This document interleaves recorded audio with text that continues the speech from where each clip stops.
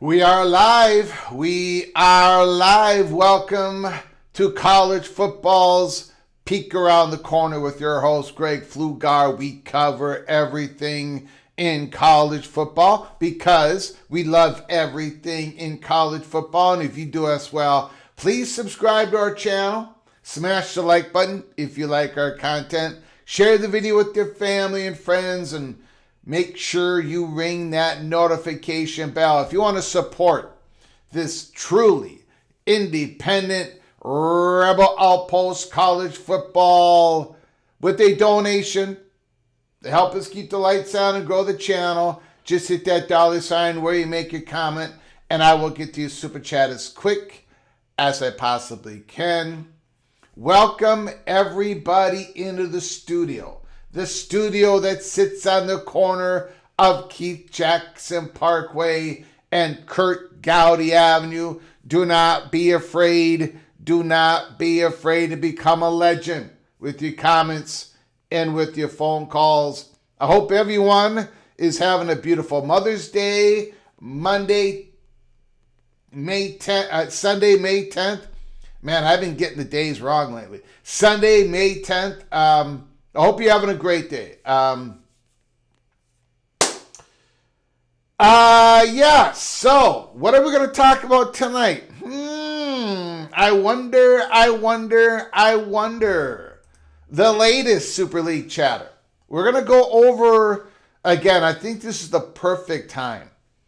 The perfect time to go over the latest Super League chatter. How could it happen? When could it happen? What it would look like? What are the odds? What are the odds? It's the latest Super League chatter. Some discussions around this. Um,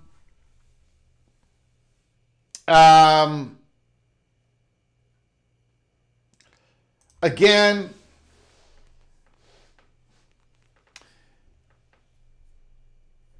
we'll go over it. We'll go over when this is possible, what it's going to look like if it's possible, and again, the latest Super League chatter.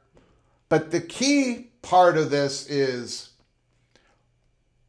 brand versus blend. How is this going to work?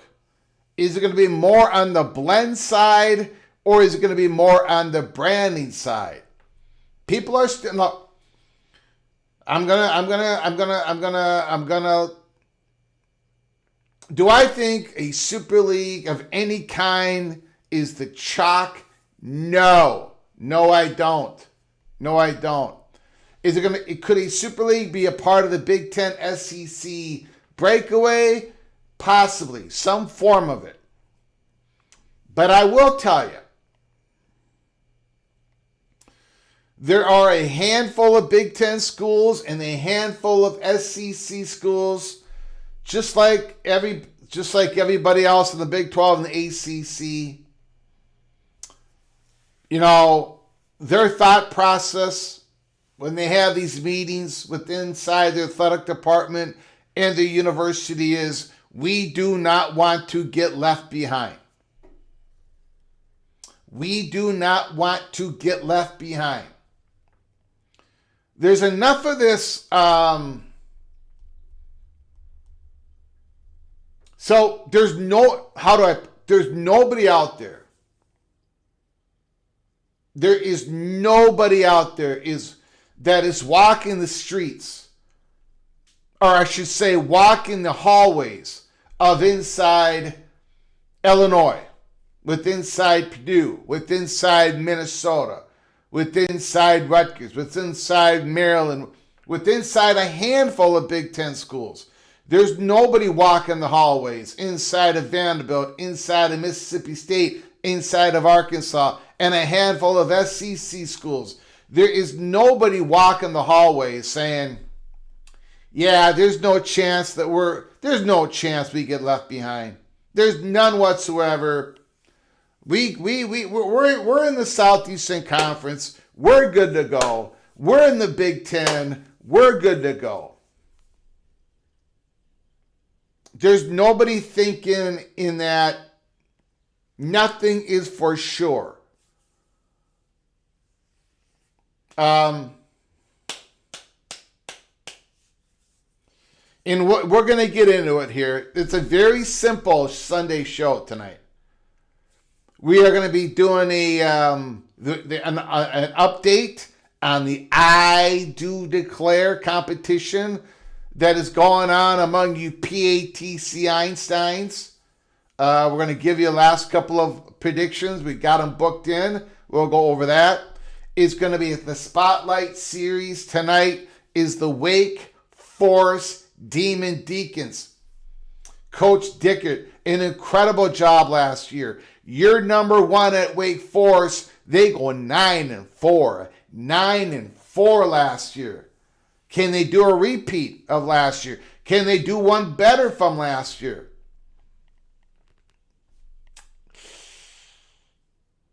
I don't think so. But then again, I did not think they were going to go 9-4 last year. But they lost their beast of a running back, who's now a Minnesota Viking. They've lost their experienced, good offensive line. And frankly, I don't know if they have replaced those units. But they do have a couple of interesting guys. One really interesting dude out of the portal. So we're gonna talk about that. And then we're gonna talk about the latest Super League chatter. It's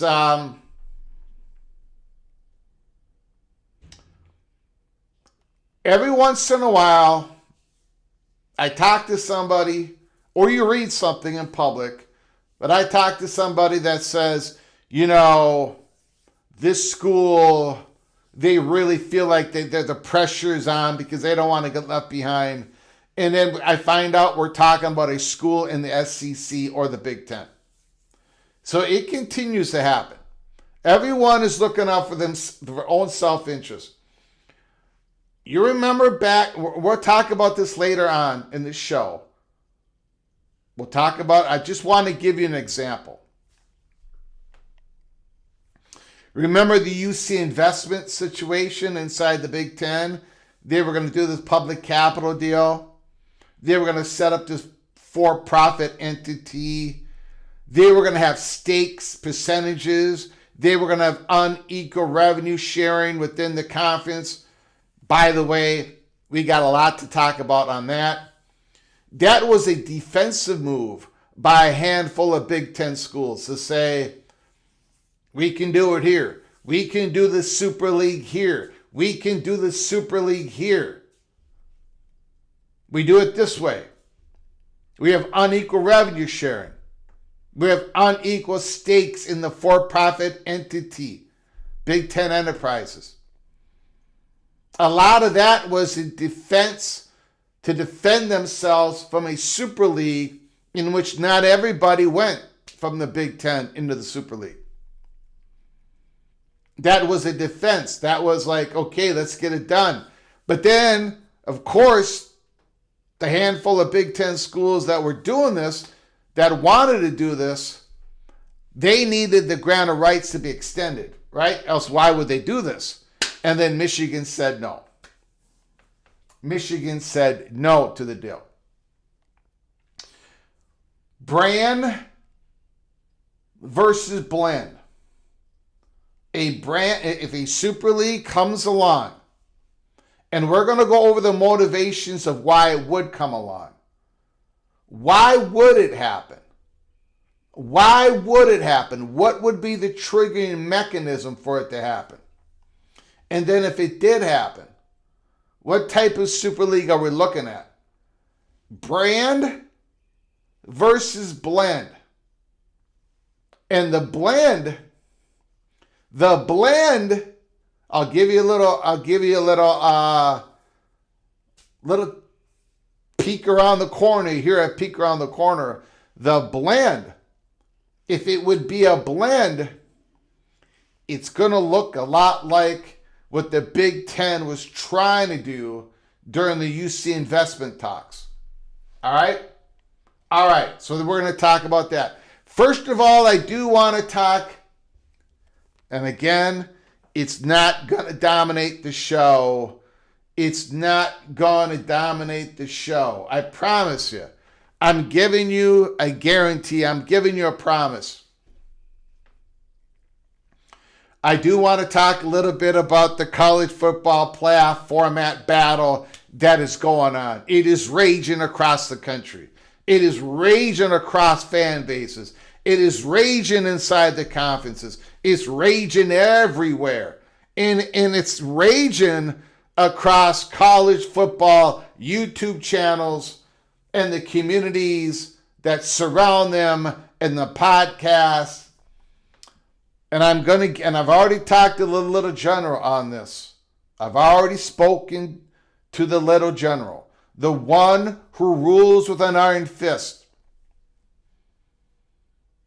If Harry Wasserman, if Andy Staples, if the On 3 crew, if all of them, Josh Pate, if they do a 24-hour telethon to try to kill the college football playoffs in 24, we're doing our own 24-hour telethon. The Army of 24 is doing their own blessed telethon.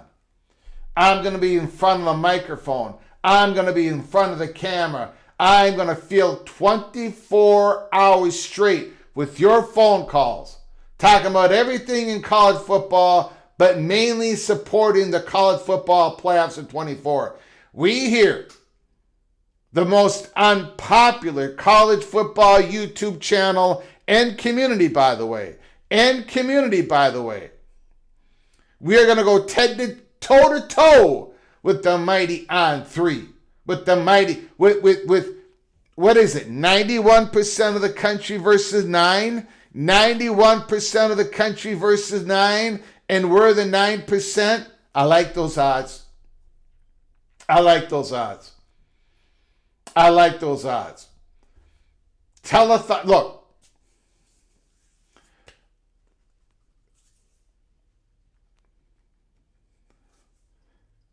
Here's the thing. And I'm promising you. And I'm promising you. Thank you, Mick Stevens, Mr. TC Horn Frog. Very much appreciate the $2 holler. Thank you for starting us off this evening. Thank you for starting us off this evening. Appreciate it. Appreciate it.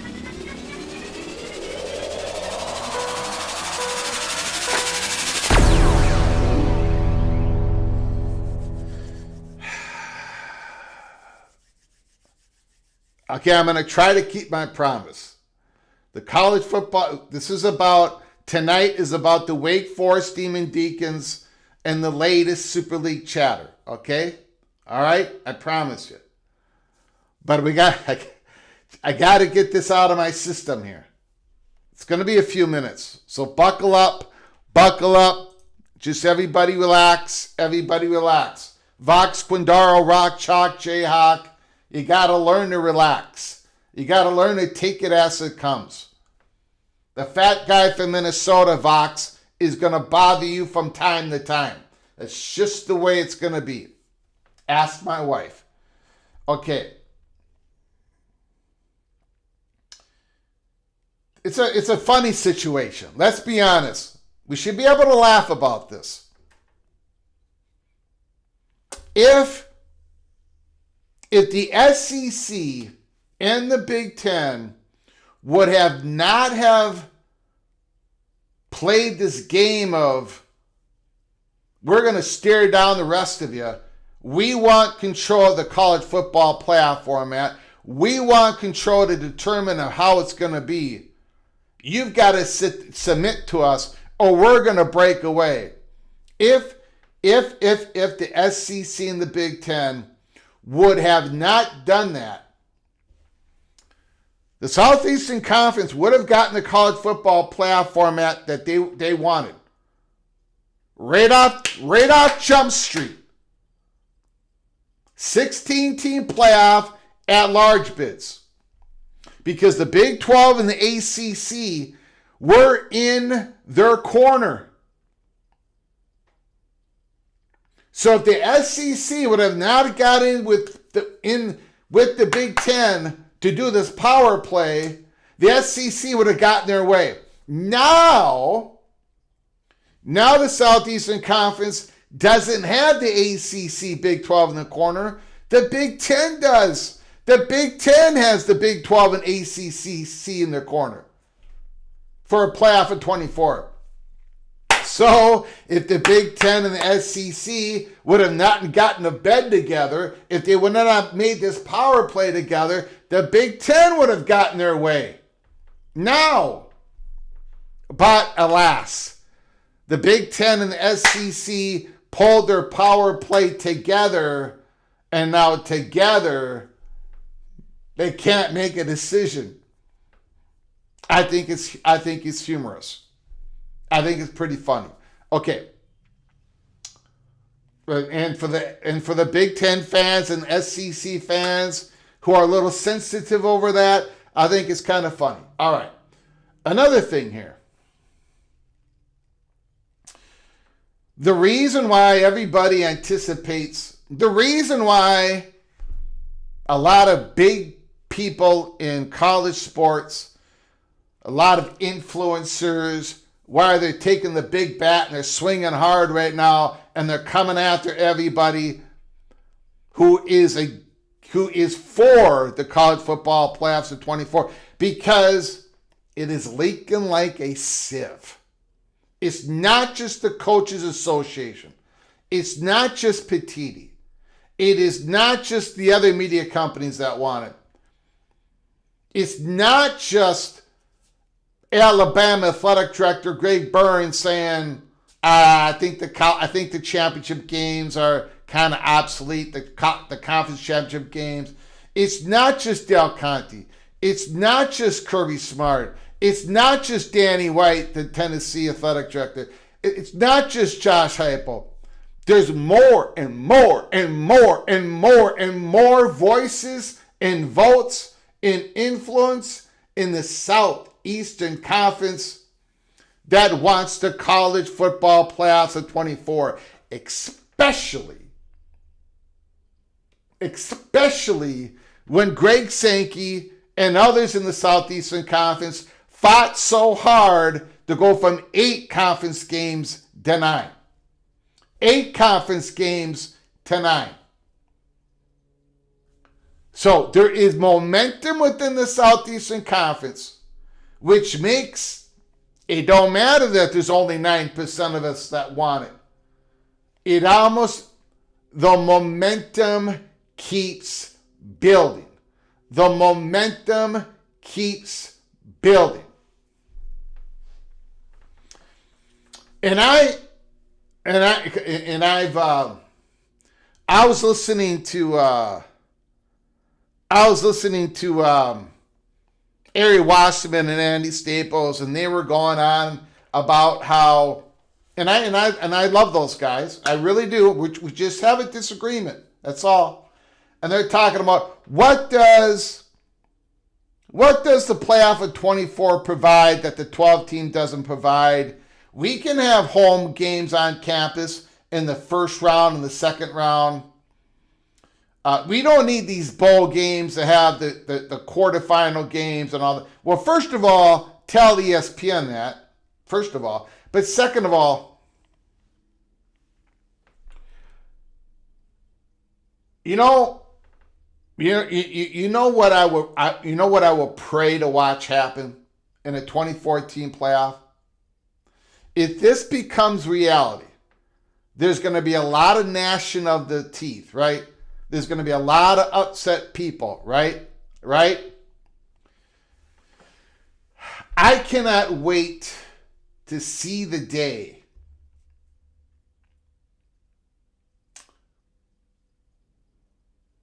that a 15th ranked Tulane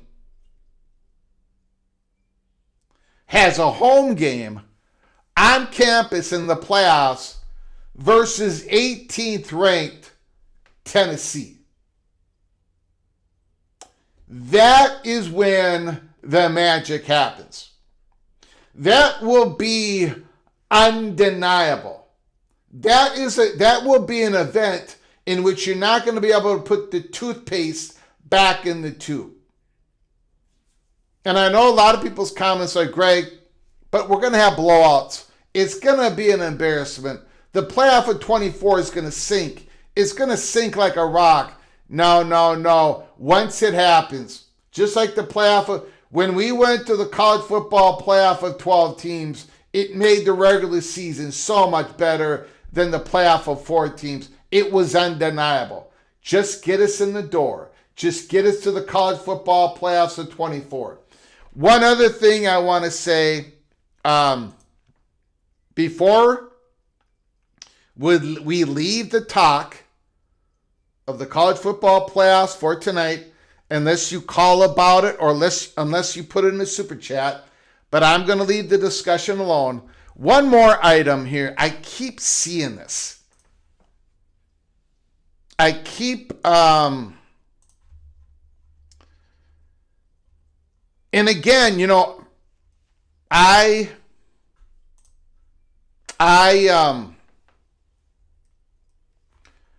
enjoy speculation. I enjoy people's ideas, right? I speculate, you speculate, we talk about ideas, we kick it around. But this one keeps popping up. And as a fan, I would not have a problem with it.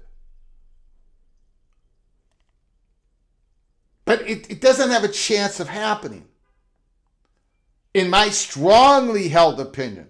Let me know how wrong I got it again. But it does not have a chance of happening. It has zero chance of let me show you. Flatland Sports, okay, new idea, and it's not a new idea. It's been kicked around here at PATC forever. We used to have callers talking about this all the time, and we still have people in the chat room talking about it, which is fine.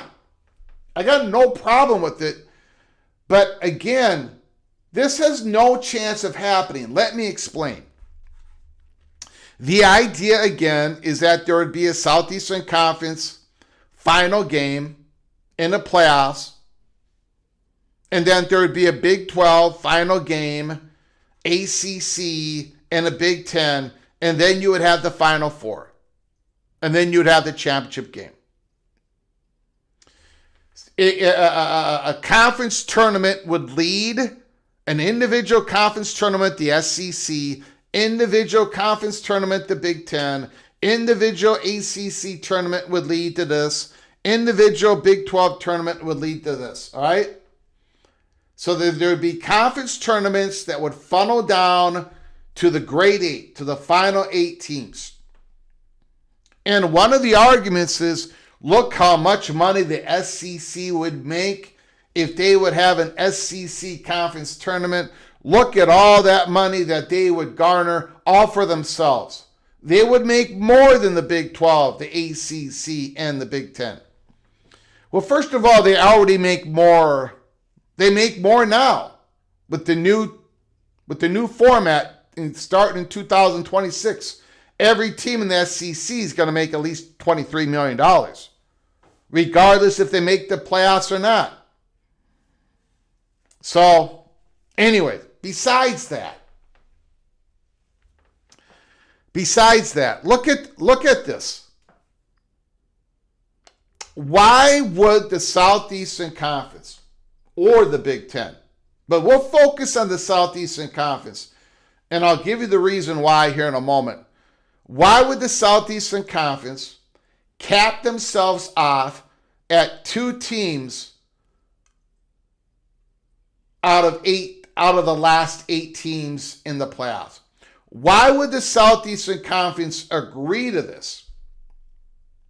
2 teams out of the last 8. Not 3, not 4, not 5. They would cap themselves at 2 teams out of the last 8. Why would the Southeastern Conference even agree to that?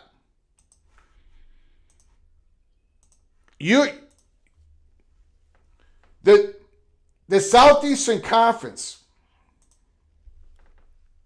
rejected the 4-4-2-2-1-3 AQ model for a playoff of 16 teams. The Southeastern Conference rejected that. A 4-4-2-2-1-3. So why would the SEC agree to a 2-2-2-2? So again, as a fan, especially if you're a Big 12 fan, especially if you're an ACC fan, I mean, that looks kind of neat, don't it? But the Southeastern Conference is never going to agree to that, and the Big 10 ain't going to agree to that either. And then what happens to the G6? Because they still need representation until the year 2031. So that's just my take on it. I see it pop up on X. A lot of people have DM'd me over the years on that type of idea. The Southeastern Conference, which they have, that idea is not even going to get brought up because it's obvious the Southeastern Conference and the Big Ten would never, ever, ever, ever go for that. We've got an I do declare. Now we're going to start our program right now, ladies and gentlemen. Starting our program right now, 30 minutes in.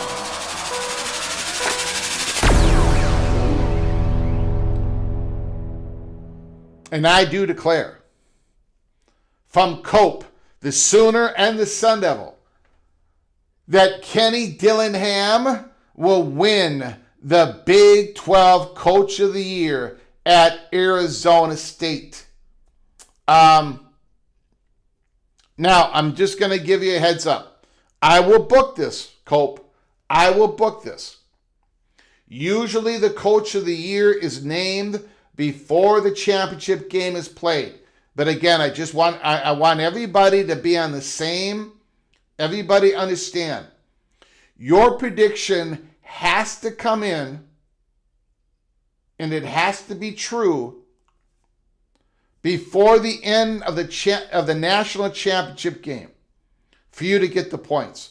If it doesn't come in, if it doesn't happen, you lose those points.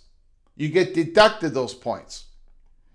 But I do believe they are going to name the Big 12 Coach of the Year before the end of the championship game.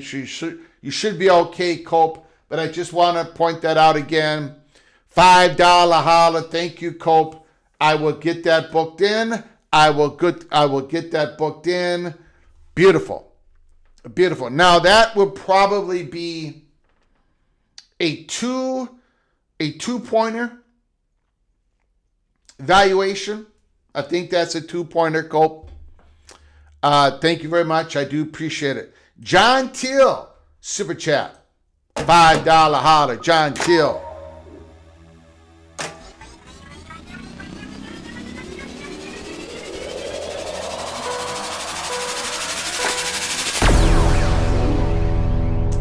John Till says, take away the mics of the people saying blowouts will happen.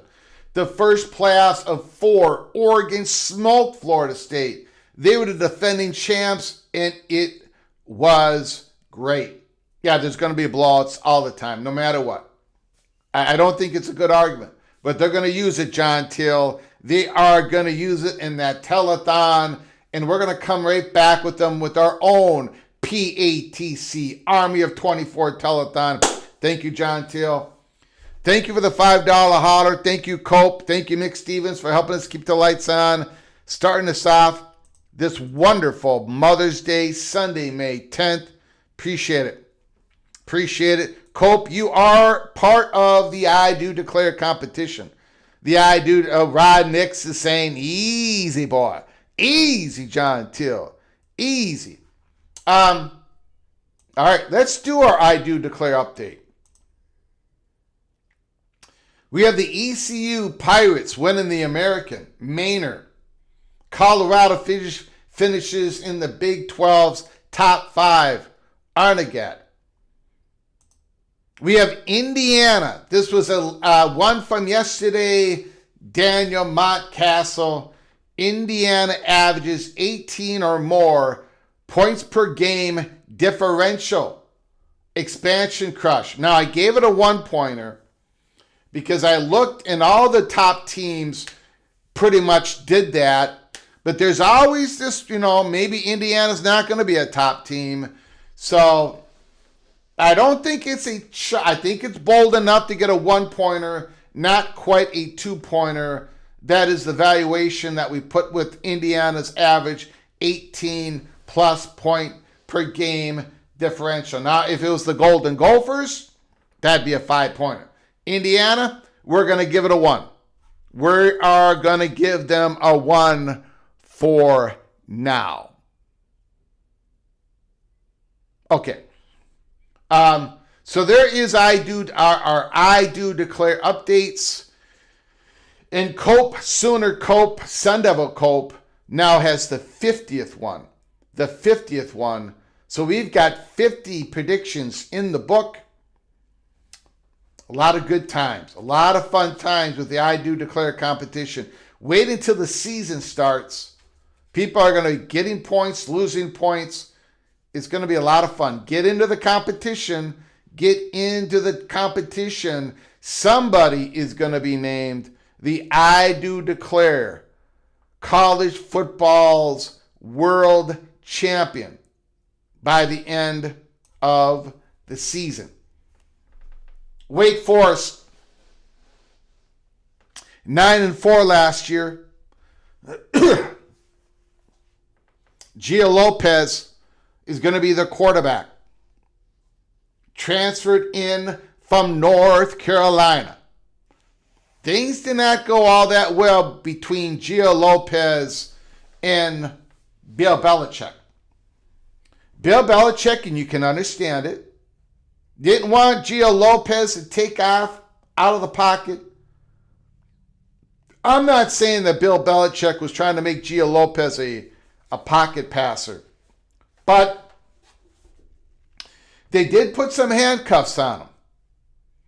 And Gio Lopez decided to move his talents to Wake Forest, and Dickert is going to let him run around, going to let him make some plays outside of the pocket. The lefty, North Carolina last year, 1,700 yards passing, 10 touchdowns, 5 interceptions, 65.1% completion, 130.2 quarterback rating. Not the year that he was expecting. A transfer from South Alabama to North Carolina, and now he's going to be the starting quarterback at Wake Forest. Again, Wake Forest was 9-4 last year. Can they repeat that? Can they repeat that? Do one better? This is the spot that Wake Forest, I think, is going to take a big step backward, unfortunately. The running back position.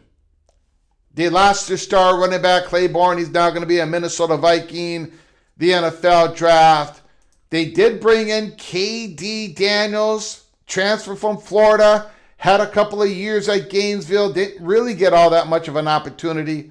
120 yards rushing, 4.3 average per rush, 1 rushing touchdown. Again, you look at their RB room, it's hard to know who's going to be the RB1. And most likely it's going to be this young man. But in their offensive line, again, they lost some experienced offensive linemen last year. It's going to be hard to have that running game as good in 26 as it was in 25. That's why Gio Lopez is going to have to be a superstar in the ACC for Wake Forest to go back to going 8-4, 9-4 at the end of the season. Now this guy's coming back. Carlos Hernandez, 40 receptions, 611 yards receiving, 15.3 average per reception, 3 receiving touchdowns. Carlos Hernandez emerged for Wake Forest, and now they're expecting bigger things in 2026. He should be their wide receiver 1 for the 2026 season. Carlos Hernandez. Now take a look at this man. We had him in our Spotlight series last year. Cam Shanks. You remember Cam Shanks? Coming from Alabama, Birmingham, transferred to Arkansas. He had a spectacular season at UAB. 60-some receptions. 2 punt returns for touchdowns. Full of electricity. Cam Shanks. I was excited for the Arkansas Razorback, but he did not play much. So now he transfers again, and now he is with Wake Forest. Career stats, 71 receptions. He still has 2 more years left. 757 yards receiving, 10.7 average per reception, 7 receiving touchdowns, 2 punt returns for touchdowns. And he's had some good returns as a kickoff man. Great in special teams. Now, can he get it going at Wake Forest? Cam Shanks and Gio Lopez, Carlos Hernandez.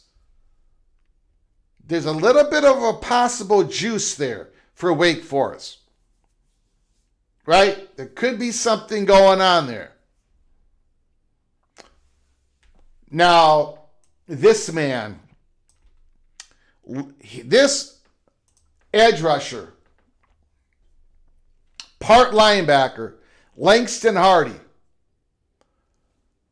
3 years at UConn. His first year, he did not burn his red shirt, played a couple of games. His last 2 years at UConn, not really much. But Wake Forest saw something in him. Took him out of the portal last year, and he had a big season. Big season for the Demon Deacons. Again, head coach Dickert saw something in Langston Hardy, and my goodness, did he deliver. 28 solo tackles, 67 combination tackles, 17 tackles for losses, 7 sacks. All eyes will be on Langston Hardy this year. The Wake Forest opponents are going to have to keep an eye on this man coming out the edge. They're going to have to keep an eye on Langston Hardy, the monster defensive edge rusher for the Wake Forest Deacons. Looking at the football schedule for Wake Forest. Akron, Purdue. We're going to get a good sense where Wake Forest is on that road game against Purdue. What will be the line on that game? I see Moen is in the chat room. Anybody want to take a guess on what that line will be at Purdue? Wake Forest at Purdue. Purdue favored by 1.5, maybe? Maybe? I don't know. You all let me know what you think. Then they got to go play Miami. First ACC game is at home against the Miami Hurricanes. A tough way to start out the ACC season. And then they got to go on the road against Louisville. Home game against Stanford, on the road against the Wolfpack, on the road against California, at home against Virginia, at home, and then SMU, Georgia Tech, and Duke to finish out the season. SMU, Georgia Tech, and Duke. Where do we have Wake Forest in our way too early predictions? We got them at number 12. Again, we believe they take a step back. Why? The running backs and that offensive line, Wake Forest is not, most likely, is not going to be able to run the ball like they did last year. They're going to take a step back. The wide receiver room with Carlos Hernandez and Cam Shanks, it's interesting. It's interesting. It is. But I can't have, look, I got Wake Forest ahead of Georgia Tech and North Carolina, but I can't have them ahead of Pittsburgh, Florida State, or Duke. Wake Forest, number 12 is the spot. Let me know how wrong I got it once again. Let me know what I missed about the Wake Forest Demon Deacons. Again, every team that we do in the spotlight right now, we've already talked about them when we did our way too early predictions. We're going to talk about everybody again when the football magazines come out in June and July, and then, of course, in August when we do our official prediction of order of finish. So again, this ain't the first time. It ain't going to be the last time we talk about the 2026 Wake Forest Demon Deacons. This has been your spotlight on Coach Dickert. 9-4 last year. 9-4. Holy smokes. What an outstanding year last year for the Wake Forest Demon Deacons. I can completely understand why there is optimism. You got a new coach, and he delivers right away. He delivers right away. So I can understand why there's optimistic there. We've got Moen After Dark. Nice to see Moen After Dark coming on in to the PATC chat room. I'm sure he's got something very nice to say to this dear, beloved Minnesota Golden Gopher.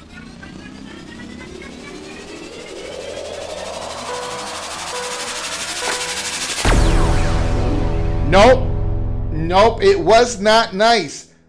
We've got Greg is so cold, he is hosting the Winter Olympics in 2034.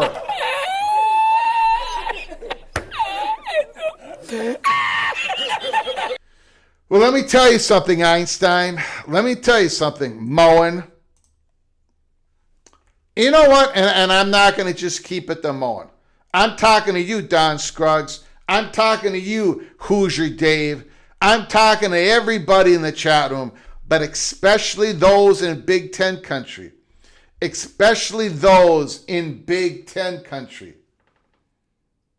Do you see who committed to the beloved Minnesota Golden Gophers today? You saw who committed to the Gophers? The 4-star linebacker out of Iowa, Tate Wallace. Notre Dame just offered him just a short while ago. Nebraska's been going after him. Tate Wallace committed to the Minnesota Golden Gophers. So when I say there's a shift in tone in Minnesota, when I tell you all that there's a little bit of money being generated out of some Fortune 500 companies, when you see PJ Fleck kind of skipping along down the sidewalks of the mean streets of Minneapolis, when the bald head shines just a little bit more brightly in the moonlight of Minnesota, off the lakes, off the bald head of PJ Fleck,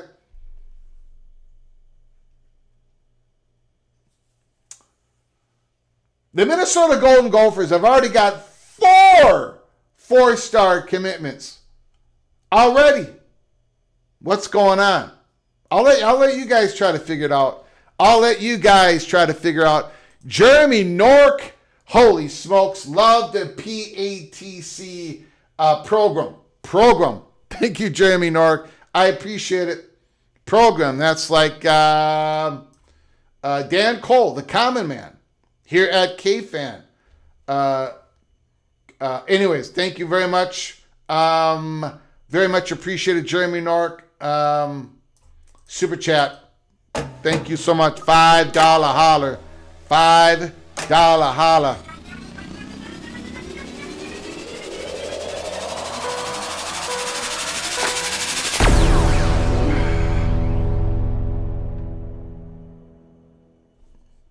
What happens if PJ Fleck rolls his boat in Tallahassee, my brother?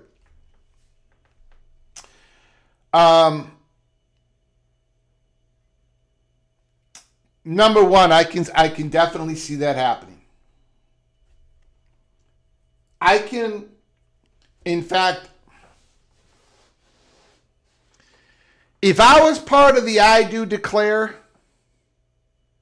now, did you already have Rod Nix? You already have an I Do Declare about PJ Fleck becoming the Florida State head coach, right? I bet that has to happen before the end of the championship game. I can see North Carolina and I can see Florida State. I can, what is going on? Look, I don't think I'm burning any bridges here, but there was interest from North Carolina to PJ Fleck. And there was definite interest from the PJ Fleck camp. And what is going on with Bill Belichick, with all the speeding tickets and all that, with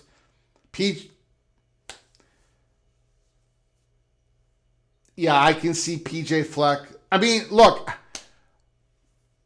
I don't really know what is going on under the hood at Minnesota. I mean, I've got lots of sources there. There are public sites that are, there is more, like everywhere, almost everywhere, there is more money being pumped in. At Minnesota, it's definitely happening. Now, how much is that? Is PJ Fleck going to look at the Minnesota job a little bit different after this year, which I think is going to be a very successful year? Is he going to look at the future of, after this year, he's been there for a decade. Is he going to look at the next 10 years as a more resourced program than the previous 10? Because it is even the most negative Nancy's, the most negative Minnesota beat writers, all of them are saying that the NIL is starting to, it's different. than it was just last year. That the University of Minnesota has felt more comfortable in allowing these big entities to come in and make these deals. That is what's happening. Somebody reported a couple of weeks ago from Nebraska that said that every Big Ten team between the rev share and the NIL, everyone's going to be spending more than $25 million. And somebody asked the guy, there's no way Northwestern's doing that. And the person said, I believe so. There's no way that Minnesota's doing that. And the person said, absolutely they are. So we're even getting this information outside of Minnesota. But, you know, it would be almost impossible to pass up that Florida State job. And I think it would be very hard for him to pass up the North Carolina job. But anyways, let's not spend too much time on that. Evil Badger. I know he said something nice. I know that Evil Badger said something nice.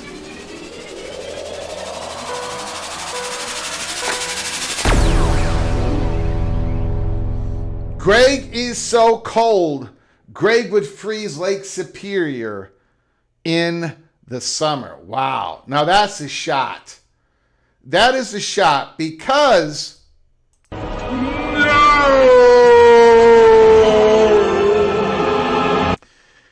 Lake Superior, we had one really cold winter about 5-6 years ago. Anybody from Minnesota, let me know what year it was. And there were places at Lake Superior that froze that usually don't. Because Lake Superior is a freshwater lake, the biggest lake out there, freshwater, not saltwater, freshwater, and it doesn't freeze over. So that means I was really cold if I can make it freeze over in the summer when it doesn't freeze over in the winter. Thank you, Eva Badger. Thank you for the $5 holler. I'll take that elbow. I'll take that shot. Great. Root for North Carolina and double negative your mayorship. Okay. All right. You got it, Rod Nix. You can't have a Super League without Texas Tech. All right, let's talk about it. Let's talk about it, ladies and gentlemen. Let's get to the main story, and then we'll get to your phone calls. Again, probably a little bit shorter live show tonight. I do appreciate thus far Eva Badger, Jeremy Nork, Moen, John Teal, Cope, and Mick Stevens for your donations. I appreciate it. We will open up the phone lines. Here in a little bit. All right. So, I thought tonight would be a good night to discuss the latest Super League chatter, because the chatter's still going on. Nobody expects it to happen anytime soon.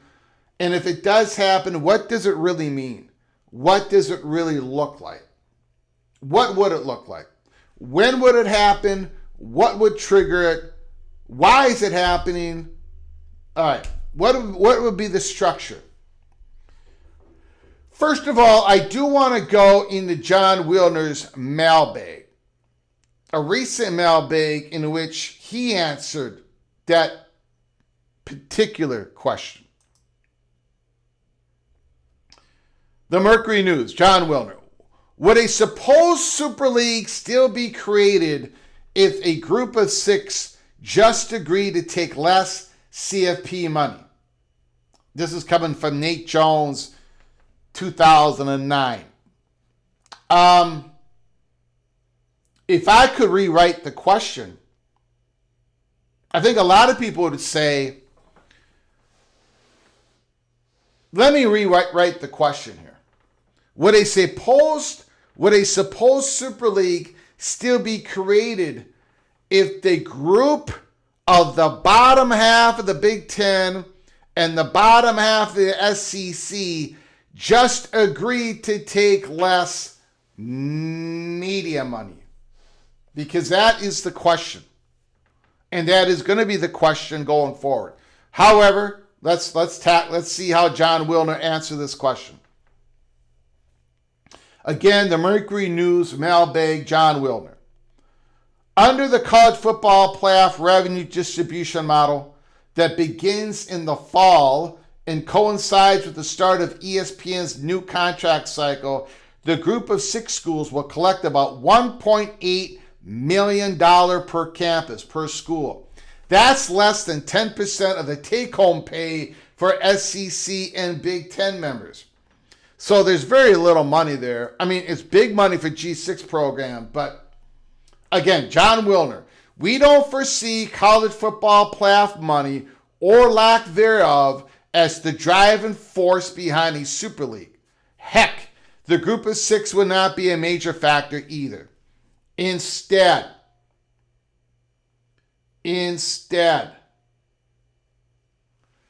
the Super League would result from the sport's biggest brands deciding they are finished subsidizing schools in their own conferences. Ohio State no longer wants its media value to subsidize Purdue, for example. Texas no longer wants its media value to subsidize Arkansas, for example. And the blue bloods determine maximum dollars are available only through a breakaway. Maximum dollars.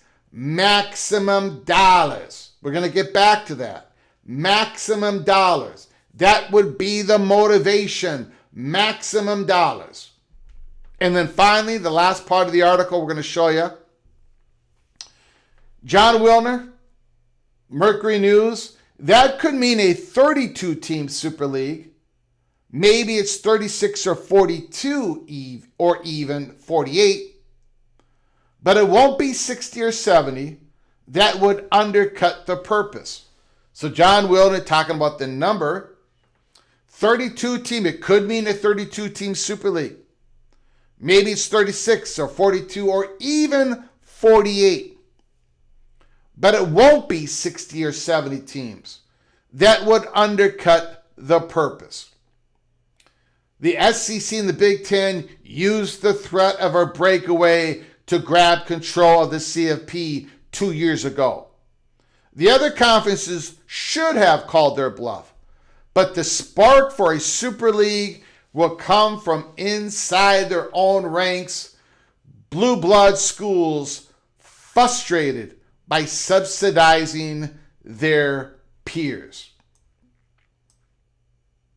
Okay, so what we have told you all for the last 3 years, that the chatter behind the curtain on a Super League, it would have to come within the SEC and the Big Ten. It ain't going to come from an outside force. It might be influenced by some big, giant private equity, public capital, whatever, Amazon. It might be influenced by that. But the creation of the Super League is not going to come from Cody Campbell. It's not going to come from some super committee made up of Big 12, ACC, Big 10. It's not going to be 60. It's not going to be 70 schools. The reason to do a Super League is for maximum dollars. Maximum dollars. That's the reason to do a Super League. Then make sure that the guy over the fence, your neighbors, doesn't leap up and grab maximum dollars while you are left behind. The reason why Michigan, as we were told here at Peek Around the Corner, the main reason why Michigan was against extending the grant of rights is because they were afraid that somebody else was going to either do a couple of different things. Contract their conference and pick up a few schools from somebody else, like an SEC contracting, and then maybe picking up a Florida State or Clemson. Some other entity was going to do something to truly maximize their dollars, and then Michigan would be stuck with the grant of rights in 2046. Like everybody is looking out for themselves and everybody is looking, no trust out there, right? If a Super League is created, it is because it's the search of the maximum dollars. Ohio State does not want to dilute their value. Not anymore. Not Michigan, not USC, not Alabama, not Georgia.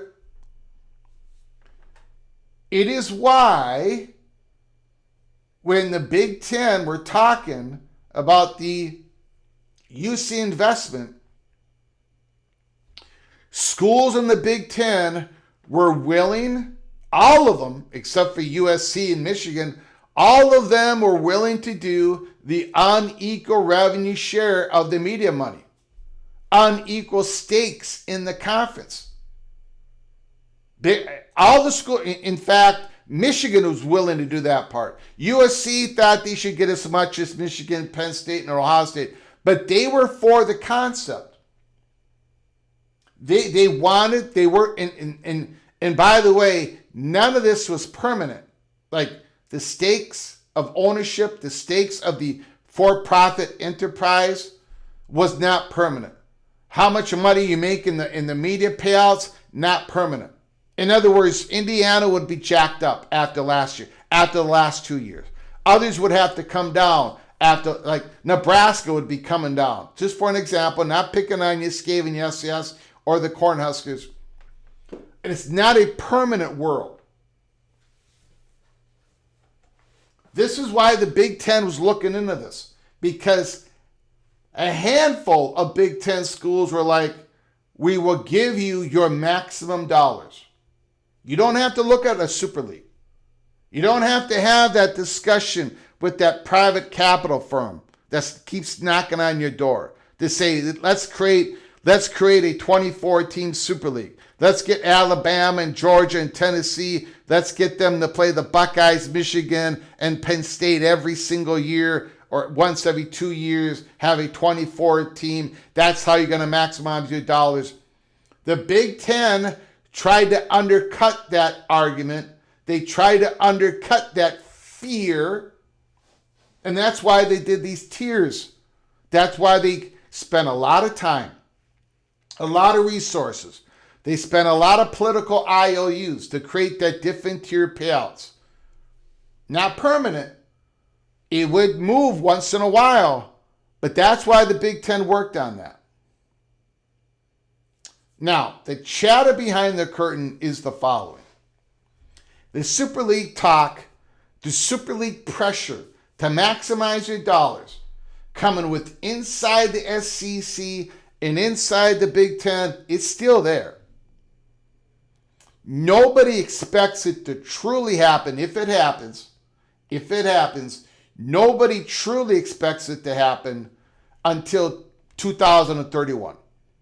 2030, the end of this current college football playoff contract, or right before the Big Ten's next media contract. So 2029, 2030, 2031, 2032, that date range.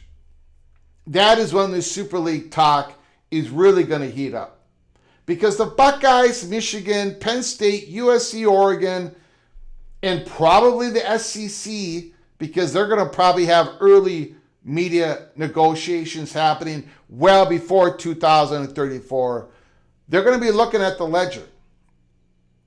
They're going to be looking at, this is how much I would make in a 24, 26, 28, 32, 36, 40, 42, 48 team Super League. And this is how much I would make if we stay the Southeastern Conference. This is how much we would make to stay in the Big Ten Conference. Now, of course, these decisions are not just about how much money you make, right? There's a value of being a Big Ten member. There's a value in being a Southeastern Conference member. There is a value in the relationships that you have built over a decade after decade after decade. So it's not just about conference payouts. It's about your research. It's about the relationships, the libraries you've shared, and all that stuff. Here's the thing. The chatter behind the curtain and I have talked to more than, I'm going to say 4 people at this point. If a Super League was created, if it was brought up for big discussions between Michigan, Ohio State, Penn State, USC, Oregon, Washington, and we're just going to keep it in. We're just going to keep it in the Big Ten family for now. We'll talk We'll talk SEC in a moment. We will talk SEC in a moment here. Hold on, everybody.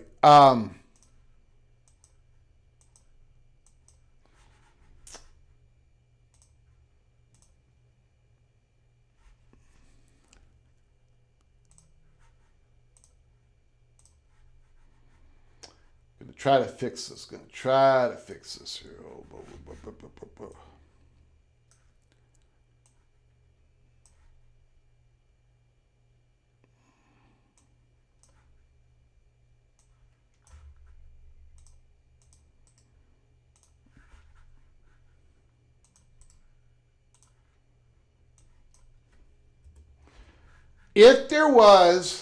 If there's gonna be major discussions with inside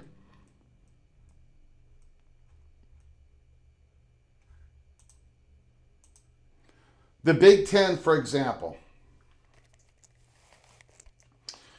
and major discussions within the SEC,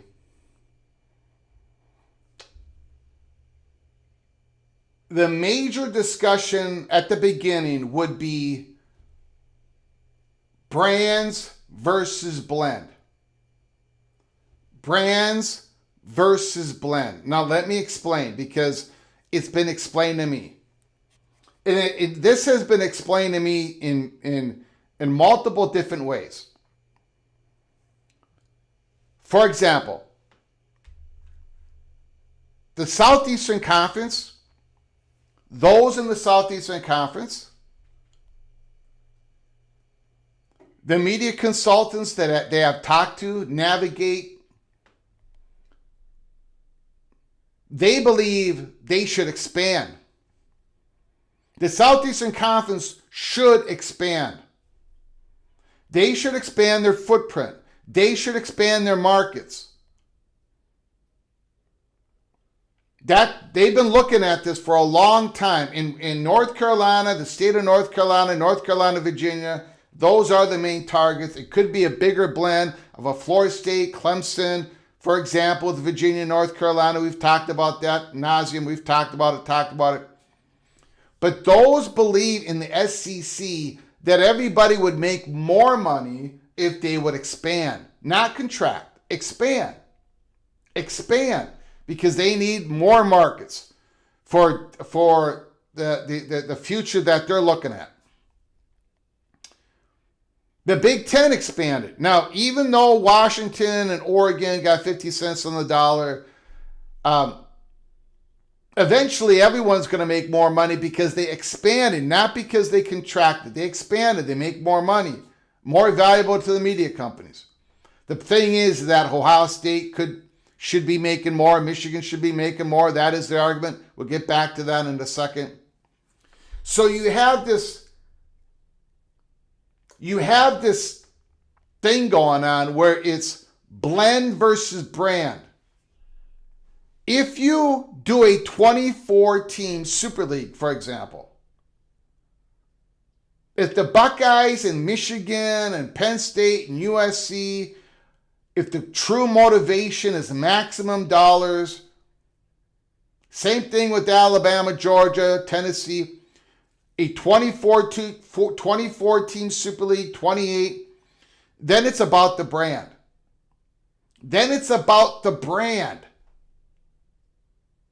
But if you believe that you cannot afford to lose certain markets or diminish certain markets for your media companies, for your national advertisers, then you're going to lean towards the blend, brand and markets.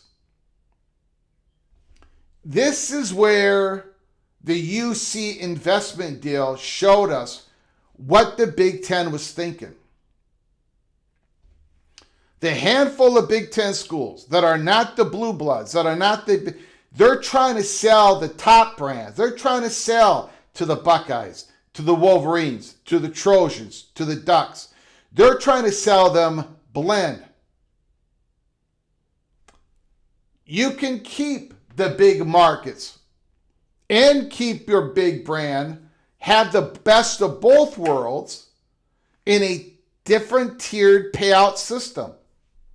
You do not lose New Jersey completely. You do not lose these other markets, big markets, Illinois, Chicago. You don't lose Minneapolis, the 17th, a lot of money in that market. You don't completely lose all these markets.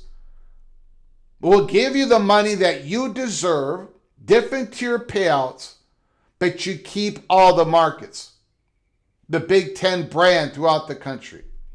That is the argument that the people who want the blend to be part of the Super League. And that's what I said at the title of the title of our show. Brand versus blend. If a Super League happens, which way is it gonna go? Because if it's pure brand, and you make the bet that it don't matter, we don't need these other schools to make maximum dollars. Their markets are going to flow to us anyways. They want to see the best of the best. They're not going to be heartbroken that their teams aren't in the Super League. We're still going to, even though we do not have all the biggest markets in the United States anymore, we're still going to make more money because we are the biggest brands together. That is the bet that you would make if you wanted to do the brand Super League. So it's brand versus blend. Now, the creation of the Big Ten and the expansion of the Big Ten, I should say the expansion of the Big Ten has been about blend. They have bet on the blend, and it has worked so far. It has worked. A national conference, you've got big brands, and you've got smaller brands and big markets. You've got the correct blend. They've added with the blend in mind.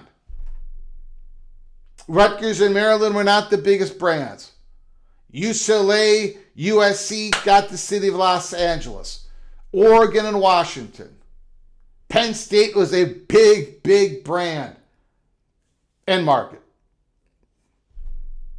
The Southeastern Conference, they've expanded Oklahoma, Texas, Missouri market. Missouri was picked over other potential candidates because of their market. And they were AAU and Research University. Texas A&M, Texas, Oklahoma brand. So the SEC has also been looking at blend. Blend. Their next expansion, and this is why I would have to take the biggest L here at Peek Around the Corner. If the Southeastern Conference is looking at blend more than brand in the next expansion, that is why everyone is telling you. I don't care if it's Heather Dinich, Pete Thamel, Ross Dellinger, Brett McMurphy, the fat guy from Minnesota, North Carolina, and Virginia are the number 1 and 2 targets. They've got the brands, but they want the blend. They want the markets. And I just happen to think to get this done, they would have to include a couple of big brands because that's the SEC way, but we'll see what happens. So the Super League chatter, it's not going away. It's kind of dormant right now, but I still have talks about it regularly. And it's usually by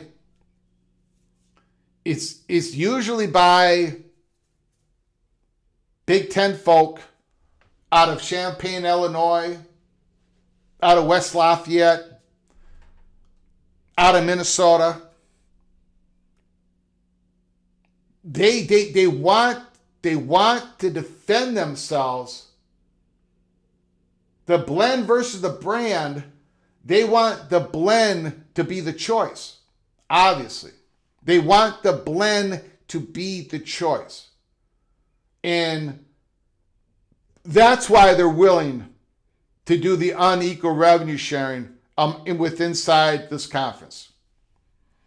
And that is why I think the unequal revenue sharing is going to happen regardless of the UC investment or not. In that next Big Ten media rights negotiations, part of the negotiations is going to be unequal revenue sharing within the conference.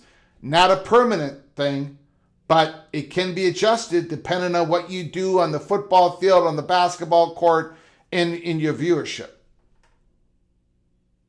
I think that world is coming because that is the defense to the Super League only brand, biggest brands creation that some big money out there wants to have happen.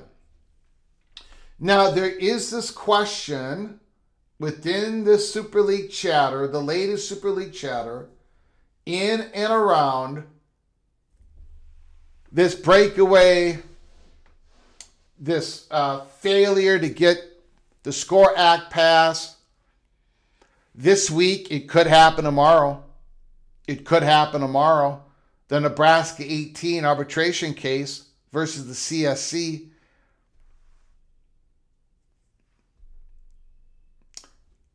What about protecting themselves in this breakaway to protect yourself against some antitrust violations? Right? This is why the SEC might break away and do their own rules, their own enforcement within their own conference, because they can make the decisions, and usually they believe, their perception is that the court is going to allow them to do all of this because they do not have market power as a one conference entity, that the conference can make the decisions. If you look at the Ivy League decision, if you look at the Alston decision and what the judges said on both those cases, that seems to be what is happening. Now, what would a Super League bring about? Would a Super League of 48 schools, would that protect themselves from, if the SCORE Act doesn't pass? If this thing that we call us, the NCAA and the power conferences, if we do not get this antitrust exemption, which it doesn't look like we're going to get, would a 48-team Super League, is that market power? Could there be a Super League of 48 teams? I don't know. About a Super League of 40 teams? I don't know. What about a Super League of 32 teams? Now there's more of a chance that you can protect yourselves from antitrust violations in the court. You have some protection. That is also going to play a part in all this. But it is rather, once in a while, I get involved in a jolting conversation that kind of wakes me up, my ears get perked, and I'm having a conversation with somebody who knows a lot more than I do, who has a lot more connections than I do, who has a longer history in all this, saying to me, Greg, there are still schools out there in both the Big Ten and the SEC that want to protect themselves, that are looking to protect themselves against the Super League, the brand Super League, where a Super League is created by the 24 top brands in the country. They want to protect themselves. They want to make sure that doesn't happen. So there is a little bit of it's not cloak and dagger, but there is a little bit of a gameship going on within these conferences. Right now, it's just about the Big Ten. Right now, it's just really about the Big Ten, but in the Southeastern Conference as well. Can you imagine, for example, if we go to a 24-28 brand Super League and the decision by whoever creates the Super League, Georgia and Ohio State, and the big media companies, the Amazon, the CBS, the NBC, can you imagine, for example, the decision that would have Ole Miss as part of the Super League, but Mississippi State not part of it? That would create unbelievable chaos. Now, of course, saying that, look what happened with Washington and Washington State. Look what happened with Oregon and Oregon State. So Washington State and Oregon State people are saying, Greg, that's already happened, man. That can happen. Mississippi State can get left behind. Ole Miss can be elevated. It's happened before. It will happen again. But can you imagine? Wow. I guess we can. I guess we can, since this happened. So that is the chatter. Super League is still on the minds of many. Brand Super League versus blend Super League. The number that a lot of people believe would turn out to be is between 40 and 48. 40 and 48. Now again, that would mean that there'd be some sort of blend to it, right? Some sort of blend to it, but it would be easier that way. But it's about maximum dollars. The Buckeyes, the Wolverines, the Nittany Lions, the Bulldogs, the Crimson Tide. What is the correct way to get maximum dollars? And is maximum dollars worth it though? Making $10 million more a year in a Super League versus what you got going to the Southeastern Conference. Is that enough to break up a Southeastern Conference? Probably not. Maximum dollars means you're making a whole hell of a lot more money, and you can't pass it up. One more thing before we get to your phone calls. Just to recap, if a Super League happens, the time frame, and it's nowhere near the chalk. I don't think it's going to happen, but nowhere near the chalk. 29, 30, 31, 32, somewhere in that time frame. Number two, it would be instigated with inside the Big Ten, inside the SEC, not outside of it. Inside the Big Ten, inside the SEC.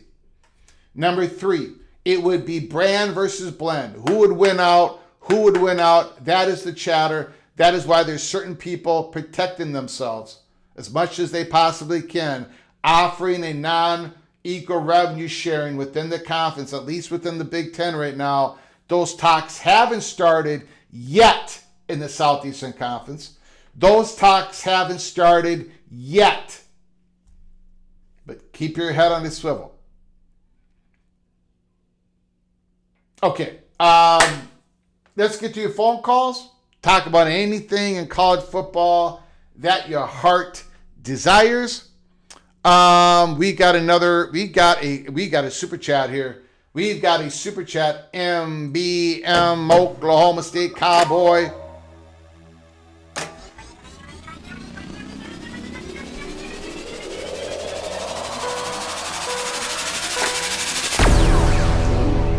MBM, thank you for the $2 holler. I appreciate it, sir. Greg is so cold. What central heat and air? Oh my God! Oh my God! Kenneth Maynard, Super League would never get off the ground. Lawsuits nationwide. Politicians would get involved. I kind of agree with that. Skaven, yes. Cornhusker. Congratulations, Huskers women's softball, Big Ten regular, and tournament champs. Congratulations, sir. Congratulations, Nebraska Cornhuskers. A member for 21 months. Cornhusker, Skaven, yes. Member for 21 months. You, my friend, are officially knighted once again. Cloak and Dagger. Thank you, Skaven. Yes, yes. I appreciate it. Congratulations to the Cornhuskers women's. Look, Cornhuskers, they got it going here. Men's basketball, great season. Softball, great season. Men's baseball, great season. Volleyball, always great season. The athletic department, they got it going here. They've got it going. Now you just got to get the football program going. We'll see. We shall see. Don Scruggs, Super League's going to come from us fans. All this jealousy and contempt will divide the college football. Great. Mohr Simmons, too much money coming in the picture. Blue Bloods playing Blue Bloods. Money, MBM. Kenneth Maynard, this is similar to the talk about the European Super League in soccer. That went down quickly after the fan outrage and political pressure. Same here, we've got a super chat from the Iowa Hawkeye. Jacoba Cat.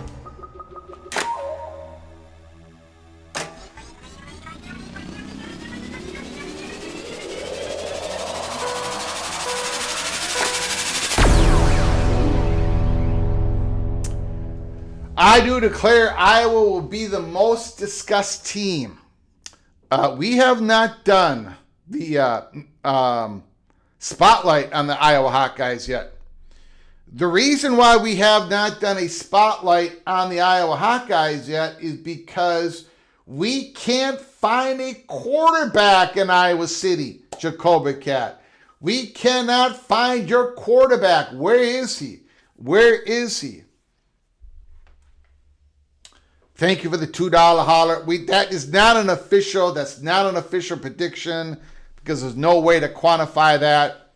But I thank you, sir, for your generosity, Jacoba Cat. I thank you for your creative super chats. Thank you very much, sir. I appreciate it. I think that's it for the super chats for now. No, Helmer Henderson, super chat.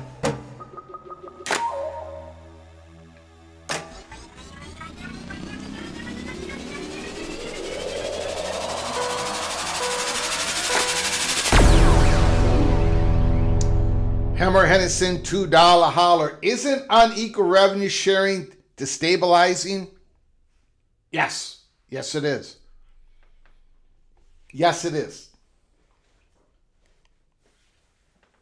But so is Super League chatter, brand Super League chatter.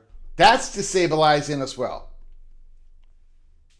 There's a lot of destabilizing things going on. I ain't saying, but I'm saying realignment never sleeps. We always talk about expansion. There's the world of contraction. And every time I go down this road, there's always a couple of people get really upset with me. Realignment never sleeps. And it's destabilizing to talk about unequal revenue sharing. But it's also, maximum dollars.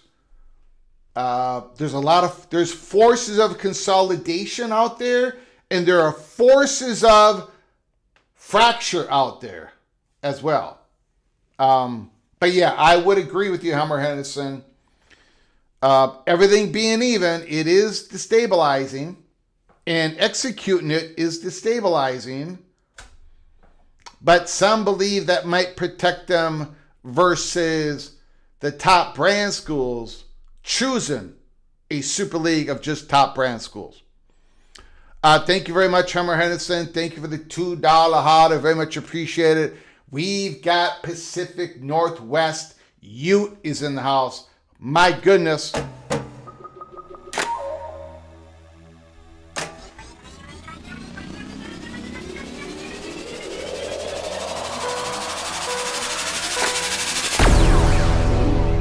Where's Iwaldo, if you will, regarding the quarterback? Yes. Where is he?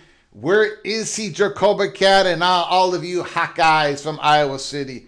Absolutely. Thank you for the $2 holler. We're going to have to do a spotlight on the Iowa Hawkeyes pretty soon here.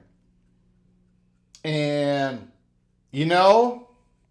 Iowa,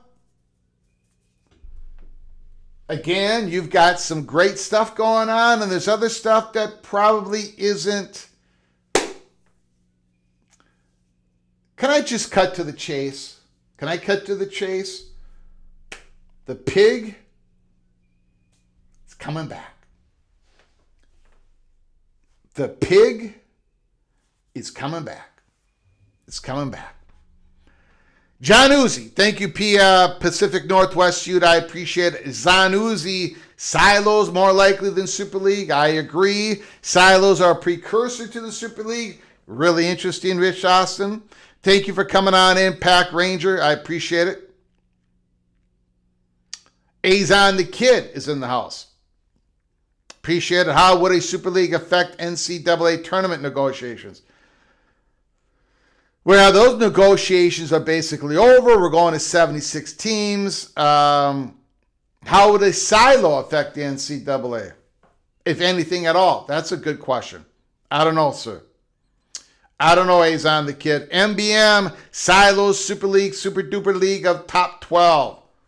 MBM. And again, the chatter, the latest Super League chatter is we're looking at years 29, 30, 31, where this thing could ignite. This thing could ignite. It's not going to ignite now. At least that's not what I'm picking up. The real worry is not now. It's just like everything else. It's in 29, 30, 31. Silo is the definite start of the Super League. Mohr Simmons.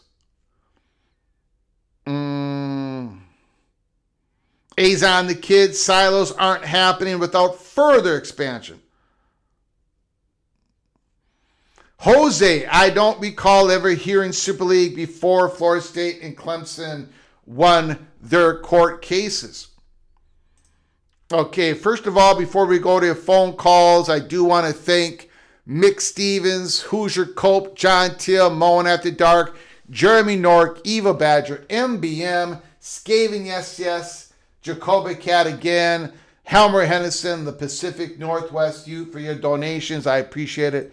Let's get to your phone calls. Again, tonight, we've talked about the Wake Forest Demon Deacons. We did a spotlight on them. I think they're going to take a step back. You let me know what you think. Gio Lopez, quarterback transfer from North Carolina. KD Daniels, I think he's going to be RB1, the transfer from the Florida Gators. Carlos Hernandez, an immersion wide receiver from last year. Cam Sharps, the electric punt returner. Langston Hardy, who is an absolute monster. Absolute monster. Edge rusher from last year. From Mohr Simmons. Mohr Simmons, Mr. Seminole Wind, is on the line. The floor is absolutely yours. Thank you, Morris. Thanks for calling, sir. Yes, Greg. Hey, great show, great topic. I see that we're back talking about the Super League. I remember several shows back last year, you were saying no to the Super League. It ain't going to happen. But I've been following college football, this realignment, back many years, and I said it was going to lead to this because of the simple fact it is way too much money, and it's what the money that's on the table right now that the Big Ten is making right now, that's going to pale what's coming in. It's going to be so much money that the Big Ten, the schools in the Big Ten, they're going to have to look at. I don't care how much uneven revenue you do, they're going to look at the proposal that they're getting hit with when they say if you're going to make $150 to $200 million, they're gone. They are out of there because of the simple fact big brands sales, especially when you're starting to go into streaming and the many platforms. And when you're talking about Amazon, now I'm hearing Apple also looking at coming in as well. So this illusion where, people tell me it's not going to happen. Big brands sell. Nobody ain't going to spend money to watch, watch cupcake games or watch teams that it just is no value there. So if you get the big brands in, that's where the money is going to be. Now, how many schools it may be, who knows how many schools are going to be, because legitimately, how many big brands there are that's playing competitive football. I can even look at Florida State. Florida State got to change their coach to get back into the swing of things. But when Florida State is clicking on all cylinders, that is a big brand. Mm-hmm. It brings eyeballs to the TV and everything. Oh yeah. Yep. So this is why I say that it's going to be more heavy on the brands. And keep in mind, Super League is not looking at AAU like the Big Ten or everybody else is talking. They're not looking at that. They're looking at what's drawing eyeballs to the TV screens and marketing. That's it. That's all I want to say. But the Super League is going to happen. I don't think it's going to happen right away because they got to get past this realignment. But once they get past this last realignment, Super League is next. You can't stop it. It's going to be too much money on the table for each school right now, and these schools are struggling. Mm-hmm. That's it. All right, Mohr Simmons coming in strong, coming in hot. Fantastic phone call, Mohr Simmons.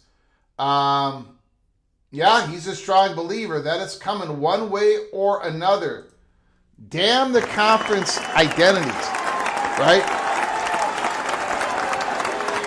You cannot stop the top brands coming together. Unequal revenue sharing isn't going to help stop it happening. Mohr Simmons bringing in his strong opinion on it. From Rick? We got Rick. Rick, the floor is yours. Thanks for calling, sir. I appreciate it. Oh, thank you. I hope you had a real great Mother's Day today. Yes, I did. I had a long talk with my mother. I told her, thank you for taking care of me. Thank you for all that you've done for me and my family. And then I asked her what she had for lunch, and she could not remember, but she could remember who I was. So it was a winning day here at the Pflugar house. Go ahead, sir. Every chance you get. Yep. Well, I want to talk about a different lady, the one you talked about yesterday, the belle of the ball. Belle of the ball, yes. And I think now I mentioned a long time ago that I think the Big Ten needs to move on from this. But it seems apparent that the belle of the ball has gone off her meds. What we have here is the Big Ten needs to just realize that the belle of the ball, her mother is an alcoholic and her father is a convicted felon. And, who's convicted of running a racetrack on the campus. And I know how beautiful she is. I know what beautiful children she and the Big Ten could have. and that her daddy's rich. Yeah. I get it. Yeah. But you don't marry into a dysfunctional family. You don't do that. Have you ever seen the movie Gone with the Wind? Yes, a long time ago. Yes. Or read the book? Yes, I've seen the movie. The belle of the ball here is Scarlett O'Hara. Okay, and she's calling up Sankey and telling Ashley how wonderful she is and how much she loves him. And don't go to war. And then she's turning around and telling Petiti, hey, Red Butler, the diamond brooch you bought me is beautiful, but you shouldn't have. But here, help me put it on. I mean, this is nuts. What happened? The Big Ten needs to tell her, pull the Red Butler and just say, frankly, my dear, I don't give a damn, and move on.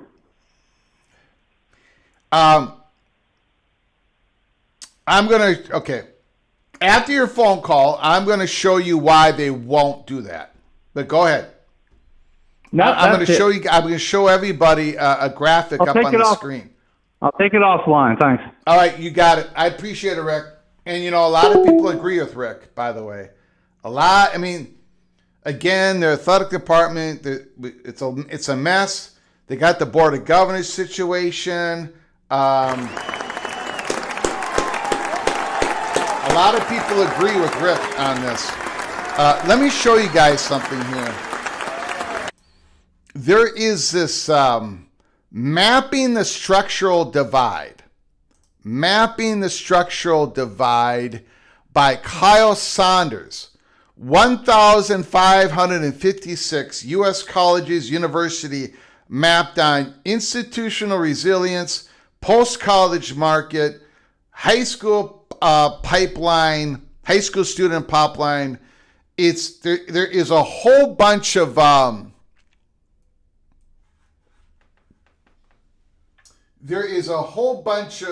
numbers that go into this. I will provide a link in the description box below this video. After this live show is over, I will provide this chart that you can go and take a look at. It's got all types of information. The green dots are high capacity schools. The orange dots are structurally exposed.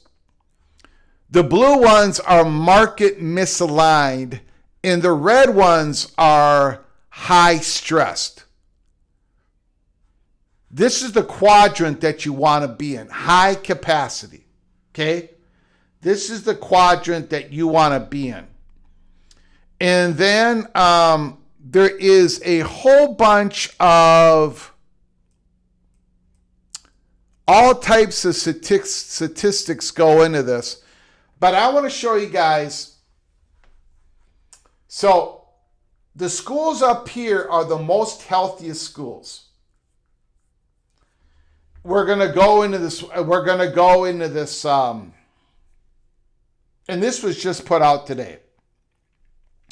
We are going to go in this world of the student apocalypse, for example. And schools are high stress, and some of them are closing. So if you are a school in this quadrant, you're probably going to be okay. You're probably going to survive. The more you are out here, the healthier you are. So you want to be this school right here. Parker University, resilience, 91% percentile. Market position, 88th percentile. Quadrant, high capacity. So, and there's about 8 different metrics that are lined up. Overall, Parker University, which is Texas special focus, that school is very, very healthy. Okay? You've got this other school called Holy Apostles College and Seminary, Connecticut, special focus school. Okay. Now, the dots indicate, the size of the dots indicate the size of the school. Okay? So these are small schools. What about, who is this big green dot here? That's kind of far away from these other big green dots. Who is this big green dot right here? Can anybody tell me who they think that this big green dot is? It's the University of North Carolina, Chapel Hill. Now, it's not just about resilience. it's not just about market position. It's about demographics, earnings and debt, selectivity, enrollment trend, revenue diversity, endowment student.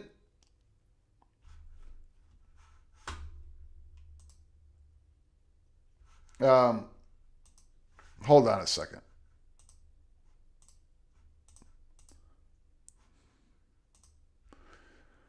Oh, good grief. I screwed this up.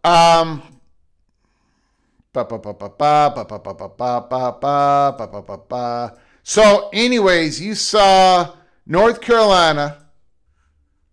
Let me get back into this. North Carolina. This is why, just one indication of why North Carolina is considered the belle of the ball, even with all their problems. And they have a lot of problems. They have political issues. They have alignment issues. They've got hiring issues. They've got issues, like Rick said.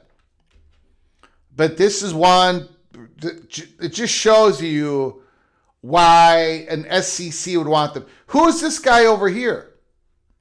Who's number 4? You know, who's that guy? Rice University.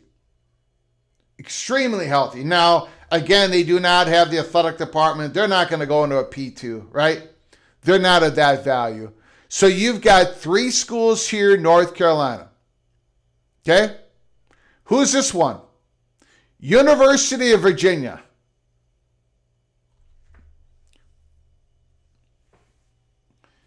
This chart is just one of many.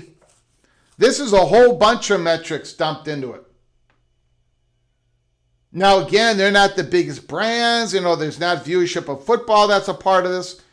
That's why the SEC, when they expand, they're going to do the blend. They're going to take your North Carolina. They're going to take their Virginia. University of Washington, again, you know what happened there, Big Ten. University of Texas at Austin, of course, the SEC went and got them.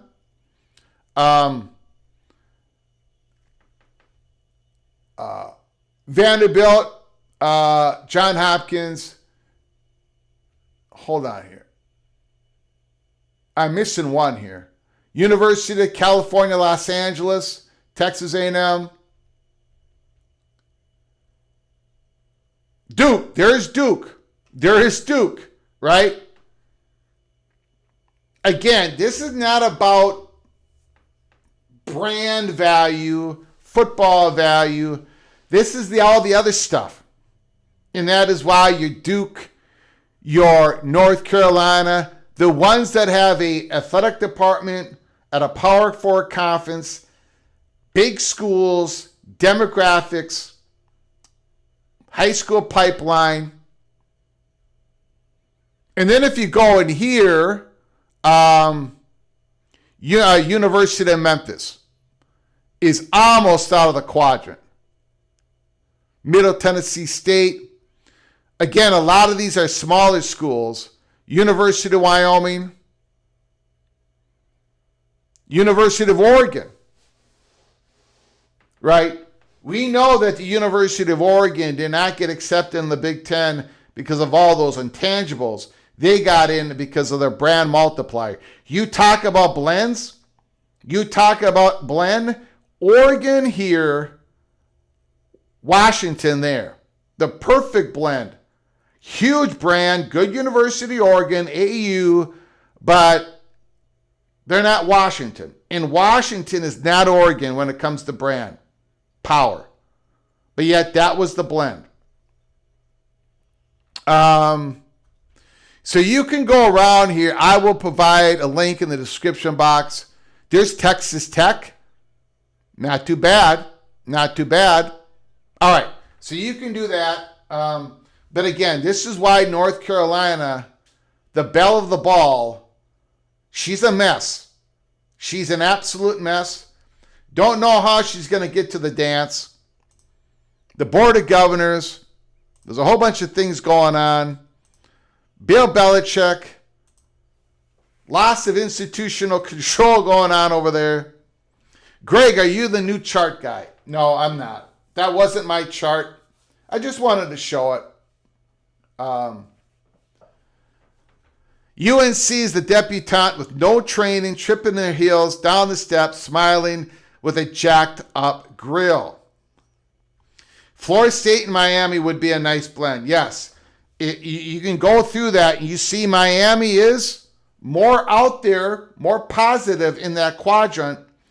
But Florida State's not that bad a shape within that quadrant. But you can see the blend, right? Don Scruggs, love your family. Time is brutal. It never stops ticking. Absolutely. Absolutely.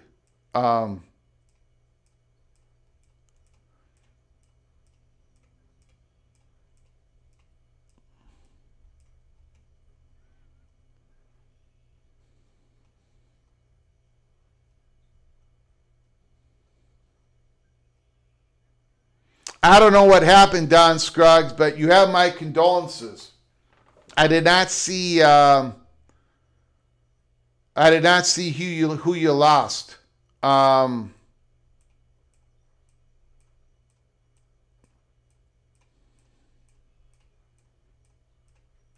you have my prayers, my condolences, sir. I apologize. I did not see who you lost. I was too busy babbling. Geez, I'm sorry. I'm sorry, Don. My apologies, sir. My condolences. Praying for you, sir. Praying for you, Wendy, the whole family. I will be coming up to that bridge pretty soon. Sorry to hear that. And I did not pick up on that. So sorry, Don. Little General and I will say a prayer for you and your family. We absolutely got your back. Absolutely. Peace to you and yours, Don. Yep. All right. So there it is. There's our live show. I appreciate all you joining us. A little bit of this, a little bit of that. Emphasis on the lat. Stealing that from Dan Cole, the common man. I do want to thank Mick Stevens, Cope, John Teal, Moen, Jeremy Nork, Eva Badger, MBM, Jacoba Cat, Hammer Hennison, and Pacific Northwest Ute for your donation. Help us keep the lights on, grow the channel. Thank you, Skaven, yes, for your membership for 21st month. I appreciate it. I do want to thank Mohr Simmons.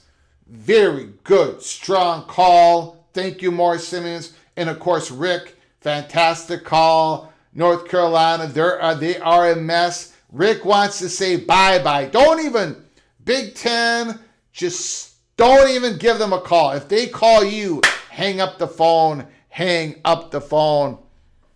Duke is way up there. Yes, Duke is way up there in the top quadrant. That's just a way to sort of it kind of helps calculate all those other intangibles outside of the market, outside of the brand power, football power, and the value that brings to conference realignment. You can take a look at that. Pretty interesting. But you can see North Carolina, that's why. And they've all got, all these presidents, they've all got this information. They've all got it war gamed out. They've been talking to the media companies. They're trying to figure it out. When it happens, I do not know. But this week, Nebraska 18 arbitration case, keep your head on a swivel. If you have not subscribed to us yet, what are you waiting for? Subscribe to our channel. Ring that notification bell. If you've liked our content tonight, smash the like button. I very much appreciate it. Share the video with your family and friends. We're going to be coming on live Monday, tomorrow. We'll probably be dropping a video tomorrow morning, another episode. So again, keep your head on a swivel. You never know when Peek Around the Corner is going to peek up, and deliver you some college football content. Until next time, from all of us at PATC. To all of you, please you all take great care of each other. And as always, God, family,